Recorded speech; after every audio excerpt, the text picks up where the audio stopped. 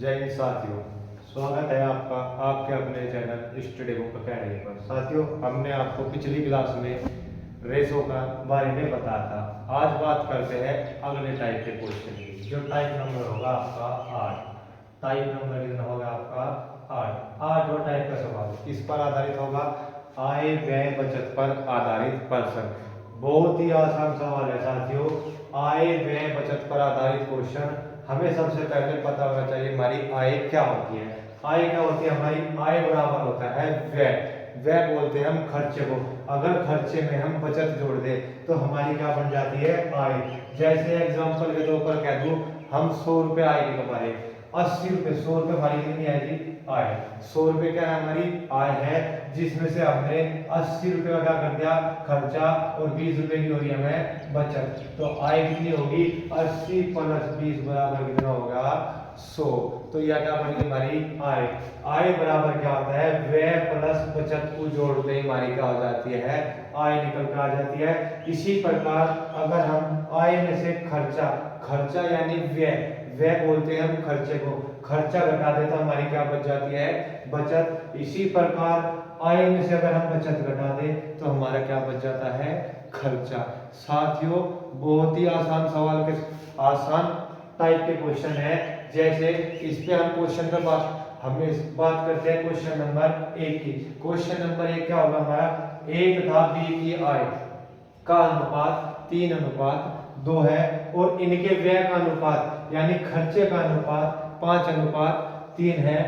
यदि दोनों 200 रुपए की बचत करते हैं तो ए तथा बी की आय बताओ। अब हमें साथियों बताइए, हमारे पास क्या है? 200 रुपए यानी व्यय भी है हमारे पास, खर्चा यानी हमारे पास क्या है? ओ बचत। क्या दे रखी है हमें? बचत दे रखी है। हमें क्या दे रखी जी? बचत। और बचत हमें पता, अगर आय में से बचत घटाए तो क्या बच जाएगा हमारा? खर्चा बच जाएगा। बचत का हमेशा पता है रेशो हमारा क्या होता है? सरलतम रूप, छोटे से छोटा। आय हमेशा क्या माननी है? एक्स लगा के माननी है। हमेशा प्रत्येक सवाल में आय का मानना एक्स लगाना। जैसे हमें पता लग गया ए की आय कितनी है जी? 3, बी की आय कितनी है जी? 2। तो इसे मान लो 3x, ये कितना हो जाएगा? 2x। ये कितना हो जाएगा? 3x आय है, ये कितना हो गया जी? 2x आय है। अब इसने कहा इसमें से प्रत्येक में क्या करा जी? 200 रुपए की बचत करना जी। इनकी आय में से हमेशा पता है रेशो को हम क्या कर सकते हैं? भिन्न के रूप में प्रदर्शित कर सकते हैं। 3x बटे 2x। इसने भी 200 रुपए की बचत करी और इसने भी 200 रुपए की बचत करी, और प्राप्त क्या हो जाएगा हमें? खर्चा। प्राप्त क्या हो जाएगा मेरे पास? खर्चा। और खर्चे का अनुपात कितना दे रखा हमने? 5:3। क्या प्राप्त हो गया जी? 5:3। बताओ जी, इतनी चीज देखते ही आपको समझ में आ गया। इससे पहले भी हमने आपको बताया, जब भी दो वैल्यू भिन्न और बराबर का चिन्ह आ जाए तो क्या कर देते हैं जी? क्रॉस गुणा। तो क्रॉस गुणा कर दीजिए, 3 की 3 में गुणा कर दीजिए, कितना आ गया? 9x माइनस में 200 दिया 600, कितना आ गया जी? 600 बराबर है 5 गुणी 10x माइनस के 200 पंजे 1000। चलो जी घटा दो। अब 900 इधर चले गए, 9 10 में से 9 गए, कितने बच गए जी? x बच गया जी। 1000 में से 600 घट गए जी, कितना बच गया जी? 400 बच गई जी। तो x की वैल्यू कितनी आ गई हमारी? 400। x की वैल्यू कितनी आ गई? 400। अब x बराबर 400 यहाँ रख दो, तो a की आय कुछ है 400 दिया 1200, a की आय कुछ है 400 दिया 1200, b की आय कुछ है 400 गुणी 800, b की आय कुछ है, b की कितनी आ गई जी? 800। चलो जी, इतनी बात समझ में आई? उम्मीद करते हैं इतनी बात आपके समझ में आई होगी। या हम इसे दूसरे तरीके से कैसे करते हैं जी? ऑप्शन से। दूसरा तरीका हम क्या करेंगे जी? ऑप्शन दे देंगे इसकी। क्या कर लेंगे? ऑप्शन से। ऑप्शन में हमें पता हमारे से पूछा क्या क्या है जी? ए तथा बी की आय, और ए बी की आय किस अनुपात में है हमारी? 3:2। ए बी की आय किस अनुपात में है? 3:2। ऐसा मूल्य देखो, ऐसा धन देखो जो हमारा 3:2 के अनुपात में बढ़ रहा हो। देखो जी, क्या इसका 3:2 बन सके? नहीं जी। 200 चौका, अगर हम 2 जीरो तो 2 जीरो, 2 जीरो तो 2 जीरो, इसकी भी 2 जीरो खत्म, इसकी भी 2 जीरो खत्म। 2 से कट्टा 4, 2 से कट्टा 5, अनुपात क्या बने? 4:5। तो पहला ऑप्शन क्या होगा?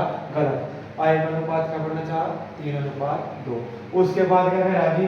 दूसरा ऑप्शन दिया 1000 1200, 2 जीरो, इसकी भी खत्म, चलो जी अनुपात छोटा करना है, अनुपात में बना लिया हमने, अनुपात में छोटा करना जी, छोटा कर लिया, 2 से कट्टा कितना आ गया 5, 2 से कट्टा कितना आ गया 6, अनुपात बनना चाहेगा कितना 3:2, ये भी गलत हो गया जी, ये भी गलत हो गया। अब तीसरा क्वेश्चन है जो हमारा आंसर आ रहा है जी 1200 और कितना है जी 800 रुपये धन है, इसकी भी 2 जीरो खत्म, इसकी भी 2 जीरो खत्म, 4 से कट्टा 4 क्या 12, 4 दूनी 8, तो आय का अनुपात कितना बन गया जी 3:2, बिल्कुल सही है जी। अब इसमें क्या कहा था, इनका खर्चे का अनुपात कितना है 5:3, खर्चे का अनुपात, लेकिन खर्चा का जब उन्होंने 200 रुपये की बचत करी, जब 200 रुपये की, यू भी 200 रुपये की बचत कर रहा है, ये भी 1200 रुपये में से 200 की बचत कर रहा, तो खर्चा कितने कर रहा है 1000 रुपये का, बी 200 रुपये की बचत कर रहा 800 में है, खर्चा कितना कर रहा है जी 600 रुपये का, यानी 2 जीरो है, 2 जीरो कट गई, 2 से कट्टा 3, 2 से कट्टा 5,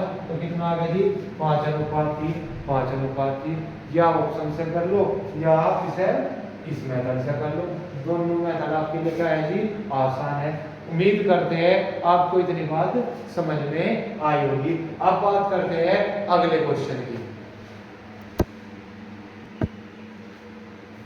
अगला सवाल क्या है देखते हैं। अगला सवाल कह रहा है ए तथा बी की आय का अनुपात 4:3 है तथा इनके खर्चे का अनुपात 3:2 है। यदि वर्ष के अंत में प्रत्येक क्या बोला जी प्रत्येक को 6000 रुपए की बचत हो तो ए की आय बताओ, ए की आय बताओ। क्या पूछा जी, सेम पिछले जैसा क्वेश्चन है। हमने बताया था आय हमेशा क्या होती है जी, अगर आय हमेशा, एक बात हो ध्यान रखना, अगर आय खर्चे यानी व्यय से बड़ी है, अनुपात बड़ा है तो डायरेक्ट घटा के आंसर दे सकते हैं।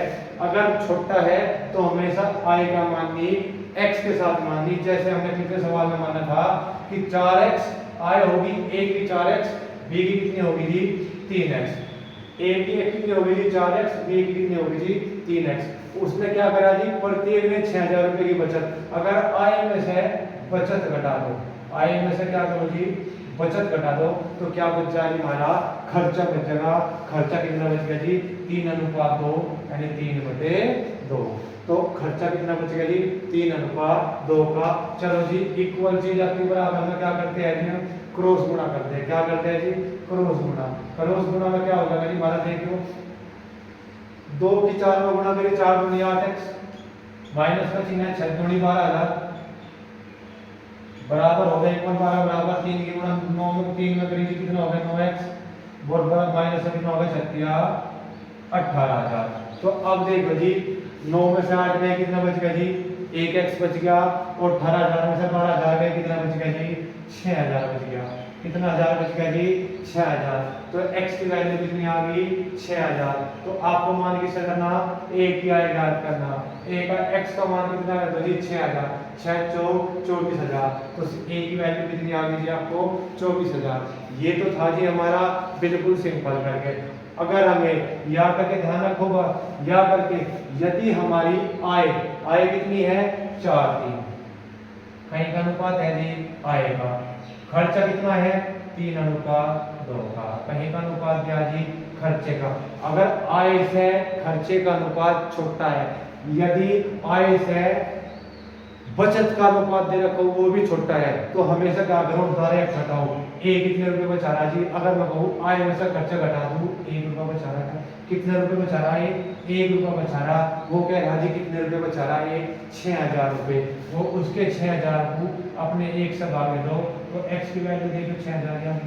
जो 6000 x की वैल्यू वहां आई थी वही यहाँ पर आ गई। क्या x की गुणा 6000 में 4 में कर दोगे a की वैल्यू 24000, b की वैल्यू पूछा कितना हो जाएगा 18000। बताओ जी इतनी बात समझ में आई क्या?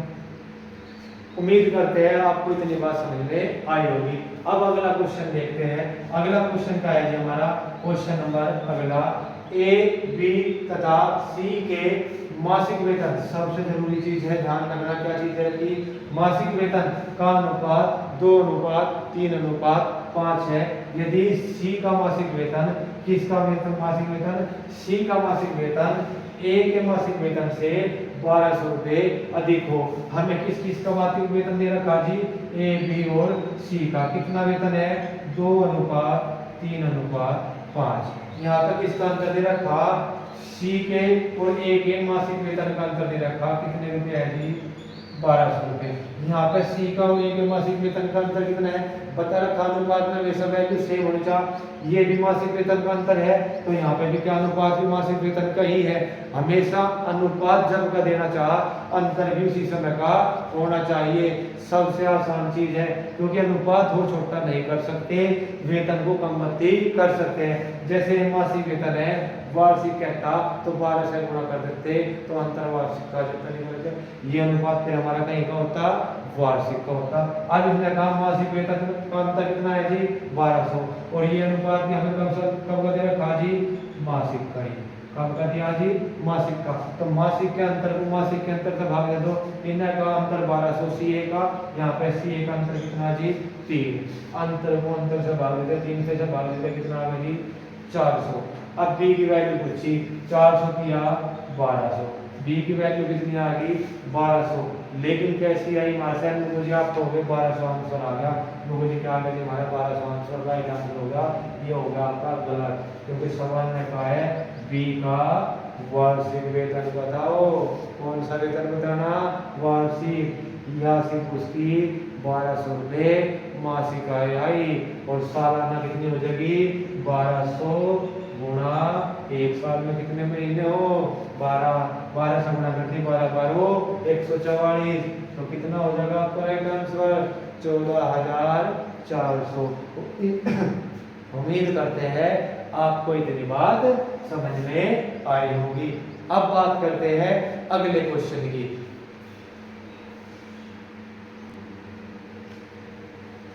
अगला सवाल देखो अगला सवाल क्या है हमारा एक था बी की आय का अनुपात 5:3 है तथा इनकी दैनिक खर्चे का अनुपात 9:5 है। हमें पता है आय से खर्चा बड़ा है आय से खर्चा बड़ा है तो आय हमेशा क्या माननी पड़ेगी एक्स में। यदि वे क्रम से 1300 एवं 900 रुपए की बचत करते हैं तो प्रत्येक की बचत बताओ। चलो जी कितना आसान सवाल है पहले भी वैसे निकाल चुके हैं जी। पहला सवाल आय का राशि कितनी है 5x और बी की कितनी है जी 3x। अगर आय में से हम क्या करें जी बचत घटा दें तो क्या बच जाएगा हमारा खर्चा। आय में से हमने क्या करा ए ने 1300 रुपये और बी ने 900 रुपये की बचत करी और आय में से बचत घटाते हमारा क्या बच जाए जी खर्चा बच जा क्या बच गया जी 9:5 और जब भी वैल्यू हमारी कहीं आ जा भिन्न न हो जाए इक्वल का चिन्ह यानी बराबर का चिन्ह बीच में हो तो क्रॉस गुणा बन जाए हमारा जिसे हम क्या कह सकते हैं समानुपाती बीच वाले की बीच वाले से बाहर वाले की बाहर वाले से इन दो संख्या का समानुपात इन दो संख्याओं के साथ समान रहेगा हमेशा ध्यान रखो जी। तो क्या होगा जी हमारा करो जी गुणा करो 5 बजे 25x माइनस 13 बजे 65 तो बराबर होगा 9 थी 27x माइनस का चिन्ह होगा 9 9 81। अब घटाना जी 25 27 बजा 25 गया कितना बच गया जी 2x बच गया बराबर 81 में से 65 घटेगा 81 में से 65 गए 65 और 5 70 और 70 और 11 81 11 और 5 16 कितने बच गए जी 16 2 से 8 कट गया तो x बराबर कितना आ गया जी हमारा x बराबर आ गया 800 x बराबर कितना आ गया जी हमारा 800 1600 बच गया था जी x बराबर कितना आ गया 800 x की गुणा अब 800 गुणा 5 में 8 बजे 40 8 या 24 तो 4000 और 2400 आधा हमारा क्या होगा जी आंसर होगा पहला ही दूसरा नहीं है तीसरा नहीं है चौथा भी नहीं है। दूसरा तरीका बताया था ऑप्शन से आय का अनुपात 5:3 में आ गया देखियो 2 0 से 2 0 कट गई 2 0 से क्या कट गई हमारी 2 0 कट गई तो कहीं से कटा 8 से 8 मुझे 40 8 के 24 5 3 का बनेगा जी हाँ जी।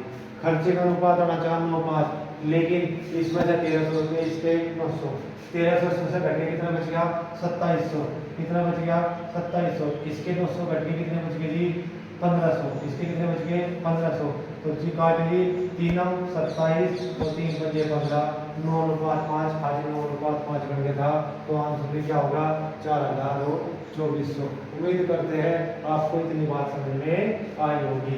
आज की क्लास का देखते हैं आखिरी क्वेश्चन बहुत ही मजेदार क्वेश्चन है ये बहुत ही मजेदार क्वेश्चन क्या है देखो A B question number 4 A B तथा सी की आयों में 3, 7, 4 का अनुपात है, यानी ए बी सी की आय दे रखी 3, 7, 4 का अनुपात है और उनके खर्चे में 4, 3, 5 का अनुपात है। खर्चे का अनुपात कितना दिया जी?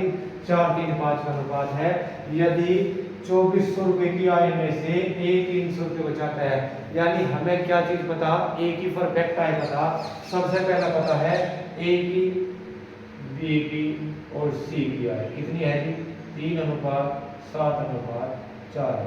चलो आय पहला ए की आय हमारे पास कितनी है जी? 2400 रुपये। 2400 रुपये 3 से कटा, बी की सी की आय भी निकल कर जाएगी। आय को ए की आय को ए की आय से भाग देते हैं, कितना आ गया जी? 800। 800 दिया 2400, 8 7 5600, 8 4 3200। तो ए की आय 2400, बी की आय 5600, सी की आय 2100। अब कह रहा है ये 300 रुपए की बचत कर रहा। अगर आय में से मैं 300 रुपए घटा दूं तो हमें पता लग गया खर्चा कितने रुपए का आ गया? 2100। ये क्या निकल कर आ गया हमारा? ए का खर्चा। अब ए का खर्चा कितना है जी? हमें पता ए के खर्चे को ए के खर्चे से भाग दे दो। ए का खर्चा कितना है? 4। वो कह रहा है कितना है? 2100। ए के खर्चे को 2100 को 4 से भाग दे दो, खर्चे को खर्चे से भाग दे दो तो खर्चे का अनुपात बना आ जाएगा 3:4:3:5। इनका ए का खर्चा 2100 रुपये, हम कह रहे जी ए का खर्चा 4 रुपये। 4 से 2100 कट्टा कितना आ गया? 4 पंजे 20, 525 रुपये आ गया जी। 525 की गुणा इसमें करी तो कितना आ जाएगा जी? 2100 रुपये। 525 की 5 दिया 15, 25 की 75, 1575 रुपये। सी का खर्चा याद करना, 5 पंजे 25 और 25 पंजे 125 यानी 2625 रुपये। आपसे पूछा भी क्या था? बी तथा सी की बचत बताओ। बी तथा सी की बचत बताओ। अब हमें खर्चा पता लग गया, बी का भी खर्चा पता लग गया, सी का भी बचत पूछी। बी की आय कितनी है जी? 5600 रुपये। खर्चा कितना करना?